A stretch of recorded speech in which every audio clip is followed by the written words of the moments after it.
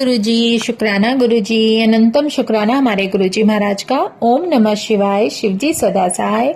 ओम नमः शिवाय, गुरुजी सदा सहाय। शुक्राना शुक्राना अनंतम शुक्राना। शिव पुराण रीडिंग में लास्ट हमने 12 चैप्टर रीड कर लिए हैं। अब जो हम 13th चैप्टर शुरू कर रहे हैं उसमें हमें बताया गया है कि सदाचार विवेचन, 13th पॉइंट इन्होंने दिया है, सदाचार विवेचन। अब इसकी व्याख्या पढ़ते हैं। इस कारण सुख की इच्छा करने वालों को क्षेत्र में पाप रहित निवास करना चाहिए। ऋषि बोले, हे सूत जी, अब आप हमको सदाचार श्रवण कराइए जिससे यह प्राणी लोकों को जय करता है। वह धर्म और अधर्म कौन से आचरणों से होता है, कौन से स्वर्ग और कौन से नरक देने वाले हैं। सूत जी बोले, सदाचार युक्त विद्वान ब्राह्मण वेदाचर युक्त होने से आगे कहे हुए एक एक गुणों से द्विज कहलाता है। अल्पाचार, थोड़ा वेद पढ़ा हुआ राजसेवक ब्राह्मण क्षत्रिय ब्राह्मण है, और कुछ आचार वाला खेती वाणिज्य करने वाला वैश्य ब्राह्मण कहलाता है, और जो स्वयं हल चलाता है वह शूद्र ब्राह्मण है। निंदा करने वाला, पराया द्रोह करने वाला चंडाल ब्राह्मण है। अब राजा क्षत्रियों का विवेक कहते हैं, पृथ्वी की पालना करने वाला राजा, और दूसरे क्षत्रिय कहलाते हैं धान्य आदि बेचने वाले वैश्य, और मणि मुक्त आदि बेचने वाले वणिक कहलाते हैं। ब्राह्मण क्षत्रिय वैश्यों की सेवा करने वाला शूद्र है, खेती करने वाला वृषल, और दूसरे शूद्र दस्यु कहलाते हैं। सब वर्णों की उचित है कि उषा काल में उठकर पूर्व को मुख कर देवताओं का ध्यान कर धर्म अर्थ उनके क्लेश प्राप्ति और व्यय को विचारें। क्रम से पूर्व आदि दिशाओं की ओर मुख पर उठने का फल कहते हैं आयु, द्वेष, मरण, पाप, शुभाशुभ, कर्म, व्याधि, पुष्टि, शक्ति। यह पूर्व आदि 8 दिशाओं की ओर मुख पर उठने से होती है। निशा का अंत उषा काल है, उसके आधे पहर की संधि कहलाती है। उसी समय उठकर ब्राह्मण शौच आदि कर्म करें, घर से दूर जाकर और सिर से कपड़ा लपेटकर उत्तर को मुख कर बैठे और दिशाओं को ना देखें। जल अग्नि ब्राह्मण और देवताओं के सम्मुख को ना बैठे। बाएं हाथ से और दाहिने हाथ से मुख ढककर उसका त्याग करें, और मल त्यागन करने के उपरांत फिर उसको ना देखें। फिर जल से पृथक स्थान में पात्र के जल से ही इससे निवृत्त हों, अथवा देवता पितर ऋषि के तीर्थों के सिवाय और जल स्थान अल्प सरोवर 7 बार 5 बार व 3 बार पहले मिट्टी से उस स्थान को पवित्र करें। लिंग की शुद्धता में करकोटक को फल मात्र मिट्टी और सफाई के लिए आधी अंजलि मृत्तिका ले। इसके उपरांत उठकर हाथ पैर धोएं और अच्छे प्रकार से 8 कुल्ले करें। किसी वृक्ष के पत्र अथवा काष्ठ के जल से बाहर बैठकर तर्जनी उंगली को त्याग कर दंत धावन करना चाहिए। फिर जल देवताओं को नमस्कार कर मंत्र पूर्वक स्नान करें। जो कंठ पर्यंत अथवा कमर पर्यंत जल में स्नान करने की शक्ति ना हो तो जानों पर्यंत स्थल जल में स्थित हो सम्मंत्र स्नान करें, और विद्वान को उचित है कि उस तीर्थ के जल से देवादिकों का तर्पण करें। फिर वस्त्र लेकर पंचकच अर्थात आगे 2 बाएं दक्षिण में और 2 एक पीठ में धारण करें। उत्तरीय दुपट्टा वस्त्र में ही सब कर्म में धारण करना चाहिए। नदी आदि तीर्थ में स्नान करके वस्त्र शुद्धि ना करें, और वापी कूप तडागादि में स्नान वस्त्र शुद्धि करें। शिला काठ जल व स्थल में धोती और अंगोछे को पवित्र करके वस्त्र निचोड़कर पितरों की तृप्ति करें। और जबाल कोपनिषद में कहा है, अग्नि रीति भस्म मंत्र से भस्म का त्रिपुंड लगाए। इस विधि को बिना किए जो वृथा ही भस्म को जल में डालता है वह नरक में जाता है। इस मंत्र से पाप शांति के निमित्त सिर पर जल छिड़कें। इस मंत्र से एक एक चरण से चरण आदि 9 स्थानों में कर्म से प्रोक्षण कर मंत्र स्नान करें। यही उसका मंत्र है, यही संधि प्रोक्षण कहा है। पांव, सिर, हृदय, सिर, चरण, सिर, इस क्रम से प्रोक्षण कर मंत्र स्नान करें। शरीर रोगग्रस्त होने में तथा राजा राष्ट्र के भय तथा मार्ग के गमन में तथा अपवित्र वस्तु के स्पर्श में मंत्र स्नान नहीं करें। सूर्यश्च मामन निश्चेति, प्रातः काल इस सूर्य अनुवाक से और संध्या को अग्नि मायन न्युश्चेति, इस अग्नि के अनुवाक के मध्य से जल पान कर फिर पूर्व व्रत मार्जन करें।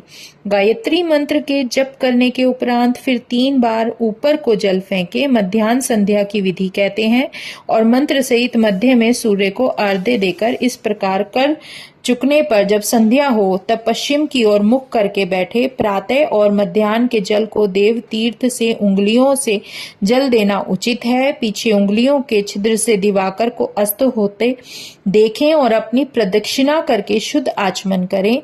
जो संध्या के मुहूर्त से पहले संध्या करे तो उसकी संध्या वृथा हो जाती है। इस संध्या को समय में ना करके समय में ही करें और दिन जब आपका व्यतीत होता है उसके बाद संध्या ना करें।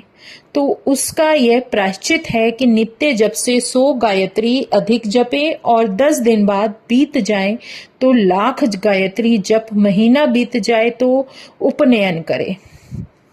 ईश, गौरी, स्कंद, विष्णु, ब्रह्मा, इंद्र, यम, इन सब देवताओं को एक रूप जानकर अर्थ सिद्धि निमित्त तृप्त करें। फिर ब्रह्मार्पण करके शुद्ध आचमन करें। तीर्थ के दक्षिण स्थान अथवा मठ में, मंत्रालय में, देवालय में, अपने घर में, नियत स्थान में सब देवताओं का नमस्कार कर स्थिर बुद्धि और स्थिर आसन से प्रथम ओमकार और फिर गायत्री का अभ्यास करें। जीव और ब्रह्म की एकता देखकर ओमकार का जप करे। त्रिलोकी के सृष्टिकर्ता ब्रह्मा और स्थितिकर्ता नारायण और संहार करता भगवान रुद्र की हम उपासना करते हैं। ज्ञानेन्द्रिय, कर्मेंद्रिय, मन की वृत्ति और बुद्धि को वह परमात्मा भोग और मोक्ष देने वाले धर्म में सदा लगाएं। इस प्रकार अर्थ विधि से ध्यान करता हुआ निश्चय ब्रह्म को प्राप्त होता है। अर्थ ज्ञान के बिना ब्राह्मण तत्व पूर्ति के निमित्त भी नित्य उठकर श्रेष्ठ ब्राह्मण इसका सहस्रवार जप करें और दूसरे क्षत्रिय वैश्य मध्याह्न में 100 बार जप करें और संध्या में 1 सहस्र और 8 अथवा 20 बार जप करें। मूलाधार चक्र से प्रारंभ करके ब्रह्मरंध्र पर्यंत स्थित चक्रों में विद्वेष, ब्रह्मा, विष्णु, ईश, जीवात्मा, परमेश्वरों को ब्रह्म बुद्धि से एक ही जानकर सोह भावना से जप करें। उन्हीं विद्वेषा को ब्रह्मरंध्रादि में काया से बाहर ध्यान करें। तत्व प्रकृति से आरंभ करके प्रारब्ध भोग वश से हुए सहस्रों शरीरों के समूह की प्राप्ति को एक जप से एक शरीर को अतिक्रमण कर शनय शनय जीव को पर ब्रह्म में लगाए। यह जप तत्व है और जप 2 सहस्र संख्या तक और उससे 8 अधिक करना चाहिए। मंत्रों के जप में प्रथम कर्म यही है कि सहस्र जप से ब्रह्म पद और 100 से इंद्र पद की प्राप्ति होती है। इससे न्यून आदि करने से ब्राह्मण के कुल में जन्म होता है। सूर्य के सम्मुख स्थित हो नित्य प्रति ऐसा ही करे। 12 लाख जप करने से पूर्ण ब्राह्मण होता है। जिसने 1,00,000 गायत्री ना पढ़ी हो उसे वेद कार्य में ना लगाएं। 70 वर्ष तक नियम से रहे, पीछे सन्यासी हो जाएं। सन्यासी को उचित है कि प्रातः काल 12 सहस्र ओमकार का जप करें। इस प्रकार नियम से प्रतिदिन जपता रहे। जब क्रम से महीना बीत जाए तब उसका 1.5 लाख जप हो जाता है। इससे दोष की शांति हो जाती है। जब इससे अधिक हो जाए तब संन्यास मंत्र को ग्रहण करे। इस प्रकार करने से दोष की शांति होती है, अन्यथा नरक में जाता है। और सन्यासी से इतर वर्ण, धर्म, अर्थ आदि में यत्न करें और यदि ब्राह्मण को मुक्ति की ही इच्छा हो तो सदा ब्रह्म ज्ञान का अभ्यास करें। जहाँ धर्म में अर्थ उपार्जन किया जाता है वह कामना के निमित्त नहीं होता किंतु वैराग्य ही उत्पन्न करता है। उस धर्म से अर्थ, अर्थ से भोग और भोग से वैराग्य का संभव अर्थात धर्म से उत्पन्न हुए भोग से वैराग्य होता है और विपरीत अर्थ के भोग से राग ही हो जाता है। धर्म दो प्रकार का है, एक देह से और दूसरा धन से। द्रव्य से यज्ञादि रूप धर्म होता है और शरीर से तीर्थ और स्नान आदि रूप का धर्म होता है। धन से धन और तप से दिव्य रूपता प्राप्त होती है। निष्काम कर्म से शुद्धि, शुद्धि से ज्ञान प्राप्त होता है, इसमें संदेह नहीं है। सतयुग आदि में तप ही साध्य था, कलयुग में द्रव्य धर्म है। सतयुग में ध्यान से ही ज्ञान की सिद्धि होती थी, त्रेता में तप से, द्वापर में यज्ञ करने से ज्ञान होता था और कलयुग में प्रतिमा पूजा से ही ज्ञान होता है। जैसा कोई पुण्य पाप करता है उसको वैसा ही फल मिलता है। द्रव्य और देह के भेद से पुण्य पाप की न्यूनता, वृद्धि और क्षयादिता होती है। विधि बिना तो कुत्सित हिंसा की जाती है और वही महा अधर्म है और विधि युक्त कार्य सुख रूप धर्म है। अधर्म से दुख, धर्म से सुख मिलता है। दुर्वृत्ति से दुख, सुरवृत्ति से सुख प्राप्त होता है। इसी कारण भोग और मोक्ष की सिद्धि के निमित्त धर्म से ही अर्चन करना चाहिए। कुल परिवार युक्त ब्राह्मण 100 वर्ष तक श्रेष्ठ आचार युक्त रहे, इतनी जीविका उसको दे तो उसको ब्रह्मलोक की प्राप्ति होती है। सहस्र चंद्रायण व्रत करने से भी ब्रह्मलोक की प्राप्ति होती है। जो क्षत्रिय सहस्र कुटुंब की आजीविका उसे इंद्रलोक और 10 सहस्र की आजीविका करे तो ब्रह्मलोक प्राप्त होता है। और मनुष्य जिस जिस देवता के उद्देश्य से दान करता है उसी लोक को वह जाता है, ऐसा वेद के जानने वाले कहते हैं। जो धनहीन है उन्हें सदा तद रूपी धन एकत्र करना चाहिए। जो धर्म, तीर्थ और तप से मिलता है उससे भी अक्षय सुख मिलता है और धन को भी न्याय पूर्वक सावधानी से संग्रह करना चाहिए।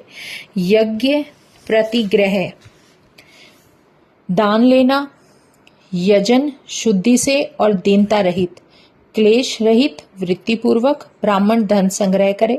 क्षत्रिय बाहुबल से, वैश्य कृषि वाणिज्य से धन संग्रह करे। न्याय से उपार्जन किए दान से सिद्धि की प्राप्ति होती है। ज्ञान सिद्धि से मोक्ष होता है और सब किसी को गुरु की कृपा से मोक्ष होकर, मोक्ष से स्वरूप की सिद्धि होकर परमानंद की प्राप्ति होती है। हे ब्राह्मणों, यह सब कुछ सत्संग से ही प्राप्त होता है। गृहस्थी को धन, धान्य आदि अनेक पदार्थ दान करने चाहिए, जिससे काल जो वस्तु, फल, धान्य होते हों वह सब हित की इच्छा से ब्राह्मणों को देना चाहिए। जल और अन्न भूख प्यास की शांति के निमित्त सदा देना चाहिए। क्षेत्र, धान्य, कच्चा अन्न तथा और जो अन्न, लेह, चोष्यादि 4 प्रकार के भोजन, जिसका अन्न भोजन करके वह प्राणी कुछ आत्म विचार, श्रवण आदि करता है, उसके पुण्य का आधा फल दाता को होता है, इसमें संदेह नहीं है। दान ग्रहण करने वाले को उचित है कि ग्रहण किए हुए दान से अथवा तप से उसका पाप मार्जन करे, नहीं तो नरक में जाता है। अपने धन के 3 भाग करे, एक धर्म, दूसरा वृद्धि और तीसरा भोग के निमित्त नित्य नैमित्तिक काम में कर्म भी धन पूर्वक करे। साधक को उचित है कि वृद्धि के अंश व्याज से धन की वृद्धि करे और किसी को पीड़ा न दे और निषिद्ध व्यापार से न बढ़ाए और भोग के अंश से स्वल्प भोग भोगे। कृषि से उत्पन्न हुए धन के 10वें अंश को पाप शुद्धि के निमित्त दान करे। शेष द्रव्य से धर्म आदि दान करे, नहीं तो नरक को जाता है। और जो पाप से वृद्धि करेगा तो खेती का क्षय होगा। छठा अंश वाणिज्य व्यापार की वृद्धि में बुद्धिमान को लगाना चाहिए। चतुर्थ अंश वो शुद्धि, प्रतिग्रह, ब्रह्म आदि को देना चाहिए। और अकस्मात कहीं से धन मिल जाए तो उसमें से आधा धन दान कर देना चाहिए। और असत प्रतिग्रहण किया हो तो वह सब दुर्दान समुद्र में डाल दें। और अपनी भोग समृद्धि के निमित्त बुलाकर दान करना चाहिए। याचना करने वाले को अपनी शक्ति अनुसार सदा दान करना चाहिए।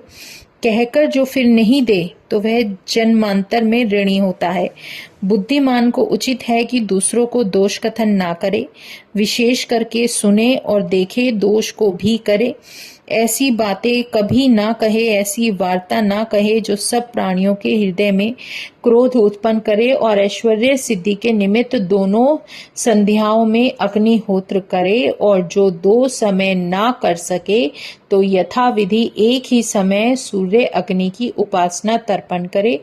चावल, धान्य, धृत, कंद, हवि आदि विधि पूर्वक स्थाली पाक करके जो हव्य ना हो तो प्रधान होम मात्र ही करे। नित्य स्थापित अग्नि को पंडित अजस्र कहते हैं, अथवा केवल जप मात्र और सूर्य का वंदन ही करे।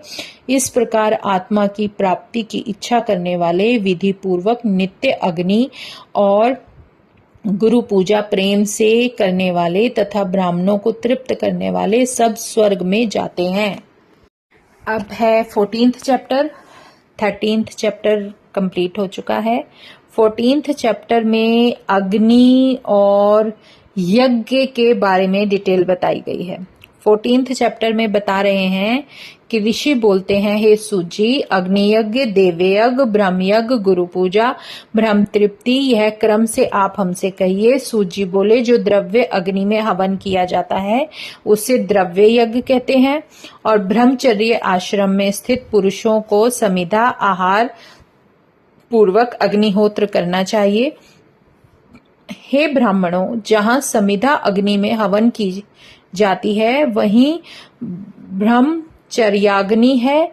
यह ब्रह्मचर्य व्रत आदि में होते हैं, और यह विशेष पूजन जब तक विवाह ना हो ब्रह्मचारियों का कर्तव्य है। विवाह होने पर 2 समय करें, और जिन्होंने आत्मा में अग्नि आरोपण की है ऐसे वनवासी यतियों को, हे ब्राह्मणों को पवित्र थोड़ा अंजल भोजन करना ही अग्निहोत्र है। यन्मुखम तदाहव्यम इत्यादि श्रुते है। उपासना, अग्नि, संदान, इनकी रक्षा सम्यक प्रकार से करनी चाहिए। कंड में अथवा बर्तन में, अंगीठी में सदा अग्नि को रखना चाहिए। अग्नि को आत्मा में व राज और दैव के भय वश से समिधा में धारण करना अग्नि त्याग भय से ही उसका समारोपण कहा है। ब्राह्मणों की संध्या काल में दी हुई आहुति में संपत्ति की करने वाली है, और प्रातः काल में सूर्य आहुति आयु को बढ़ाने वाली है। दिन में सूर्य के अग्नि में प्रवेश करने से यह अग्नि यज्ञ कहा है। इंद्र आदि संपूर्ण देवताओं के उद्देश्य से जो अग्नि में हवन करता है, दर्श पूर्णमास स्थाली पाकादि संसार के यज्ञ, देव यज्ञ और गर्भधानादि उपासना लौकिकाग्नि की प्रतिष्ठा है, और देवताओं की प्रीति के निमित्त ब्राह्मणों को ब्रह्म यंत्र सदा करना चाहिए। उसमें वेद पाठ होता है, इसी से वह ब्रह्म यज्ञ कहलाता है। नित्य कर्म के अनंतर सायकाल पर्यंत और संध्या के उपरांत रात्रि में उसका विधान नहीं है। जिस प्रकार अग्नि बिना देव यजन होता है वह आदर से सुनो। सृष्टि की आदि में करुणाकर महादेव जी ने सब लोगों के निमित्त वारों की कल्पना की। संसार के वैद्य सर्वज्ञ सब औषधियों के औषध स्वरूप पहले आरोग्यदायक वार को प्रभु ने अपना किया, आदित्यवार। इसके उपरांत संपत्ति करने वाला अपनी माया का वार किया। इसके पीछे पुत्र आदि जन्म में कष्ट युक्त स्कंद का वार किया। आलस्य आदि के नाशकों करने वाला वार कल्पना किया। फिर लोक के हित की इच्छा से रक्षा करने वाले विष्णु का वार बनाया। पुष्टि और रक्षा के निमित्त प्रभु ने वार की कल्पना की। इसके उपरांत आयुष करने वाले वार की, आयु वृद्धि की इच्छा वालों के निमित्त कल्पना की। पीछे त्रिलोकी की सृष्टि करने वाले परमेष्ठी ब्रह्मा का जगत की आयु के निमित्त प्रभु ने वार बनाया। प्रथम त्रिलोक की वृद्धि के निमित्त प्रभु ने पुण्य और पाप के उत्पन्न करने वाले इंद्र और यम के वार की कल्पना की। इस प्रकार यह सुख दुख के सूचक आदि इत्यादि वार भोग देने वाले और लोगों की मृत्यु हरने वाले कल्पित किए हैं। आदित्यवार के शिव, चंद्रवार के दुर्गा, मंगलवार के स्कंद, बुध के विष्णु, बृहस्पति के यम, शुक्र के ब्रह्मा, शनि के इंद्र स्वामी हैं। नक्षत्र में चक्र में प्रतिष्ठित कर इन वारों के ईशों की कल्पना कर अपने अपने वारों में उन देवताओं की पूजा करें जो उसके अनुसार फल की प्राप्ति होती है। आरोग्य, संपत्ति, व्याधियों की शांति, पुष्टि, आयु, भोग, मृत्यु की हानि, ये यथाक्रम से मनुष्य को प्राप्त होते हैं। उन देवताओं के वार उन देवताओं की प्रीति करने वाले हैं और देवताओं की पूजा के फल देने वाले शिव ही हैं। देवताओं की प्रीति के निमित्त 5 प्रकार की पूजा कही है। मंत्र, जप, होम, दान, तप, स्थल में स्थापित प्रतिमा, अग्नि और ब्राह्मण के शरीर में षोडश उपचार सहित पूजन करना चाहिए। इन तीनों में उत्तरोत्तर पूजन श्रेष्ठ है। नेत्र रोग, सिर रोग, कुष्ठ रोग की शांति में निमित्त जो आदित्य की पूजा करके ब्राह्मणों को भोजन कराए, इस प्रकार दिन, महीने, वर्ष और 3 वर्ष तक करता रहे। जब प्रारब्ध प्रबल हो जाएगा तो ज्वर आदि रोग शांत हो जाएंगे। जप, होम, दानादि इष्ट देवता का करने से उनके वार अनुसार वे फल देते हैं। विशेषकर रविवार के दिन पाप शांति करने के निमित्त पूजा करें और उस देवता के प्रति कारक द्रव्य निवेदन करें। आदित्यवार ही देवता और ब्राह्मणों को विशेष फल देने वाला है। सोमवार के दिन विद्वान को लक्ष्मी आदि की पूजा करनी चाहिए। इस दिन घृत अन्नादि से स्त्री सहित ब्राह्मणों को जिमाए। मंगल के दिन रोग शांति के निमित्त काली आदि का भजन पूजन करें। उड़द मूंग का आढ़ेसर मतलब 4 सेर लेकर ब्राह्मणों को भोजन कराएं। बुधवार के दिन विष्णु को दही अन्न से पूजन करें और सर्वदा पुत्र मित्र कल रात्रि की पुष्टि करें। आयु की इच्छा करने वाले देवताओं की पुष्टि की सिद्धि के निमित्त गुरुवार के दिन उपवीत वस्त्र, दूध और घी से पूजन करें। भोग की इच्छा हो तो शुक्रवार के दिन सावधान हो देवताओं का यजन करें और ब्राह्मणों की तृप्ति करने के लिए षट रस भोजन कराएं। स्त्रियों की तृप्ति के लिए वस्त्र आदि प्रदान करें। अपमृत्यु दूर करने के लिए शनिवार के दिन रुद्र आदि का पूजन करें। तिल, होम, दान और मिश्रित अन्न का भोजन कराएं। इस प्रकार देवताओं का पूजन करने से आरोग्य आदि की प्राप्ति होती है। देवताओं को नित्य यजन तथा विशेष यजन में भी स्नान, दान, जप, होम और ब्राह्मणों के तर्पण में तिथि नक्षत्र के योग में उन देवताओं के पूजन करने से सब वारों में प्रथम दिन में सर्वज्ञ जगदीश्वर ही उन देवताओं के रूप में सबको आरोग्य आदि दान करते हैं। देश, काल और पात्र के अनुसार, द्रव्य की श्रद्धा के अनुसार तथा लोकानुसार तारतम्य के क्रम से शिवजी सबको फल प्रदान करते हैं। मंगल कार्य के आरंभ में और अंत में तथा जन्म क्षेत्र में गृहस्थी को आरोग्य आदि प्राप्ति के निमित्त आदित्य आदि ग्रहों का पूजन करना चाहिए। इस कारण से देव यज्ञ संपूर्ण इच्छित फल को देने वाला है। मंत्र पूर्वक ब्राह्मणों को और शूद्रादिकों को तत्रोक्त पूजन कराए। मनुष्यों को यथाशक्ति 7 वारों में शुभ फल की इच्छा से सदा पूजन करना चाहिए। दरिद्रों को तप से देवताओं का पूजन करना चाहिए। धनी को पूजन करना चाहिए। इस प्रकार जो श्रद्धा से धर्म करता है अथवा वह स्वर्ग में अनेक भोग पाकर पृथ्वी में उत्पन्न होता है। वृक्षारोपण, सरोवर निर्माण, पाठशाला बनवाना, पाठशाला मतलब स्कूल बनवाना, धर्म बोधक पुस्तक आदि का संग्रह, यह धनी को भोग सिद्धि के निमित्त सदा करना चाहिए। इस प्रकार जब पुण्य परिपाक हो जाएगा तब समय पर ज्ञान की सिद्धि हो जाएगी। जो ब्राह्मण इस अध्याय को पढ़ते व सुनते हैं वो देव यज्ञ का फल पाते हैं। जय गुरु जी। शुक्राना गुरु जी महाराज का। आज हमारे जो हम शिव महापुराण पढ़ रहे हैं उसमें 14th चैप्टर तक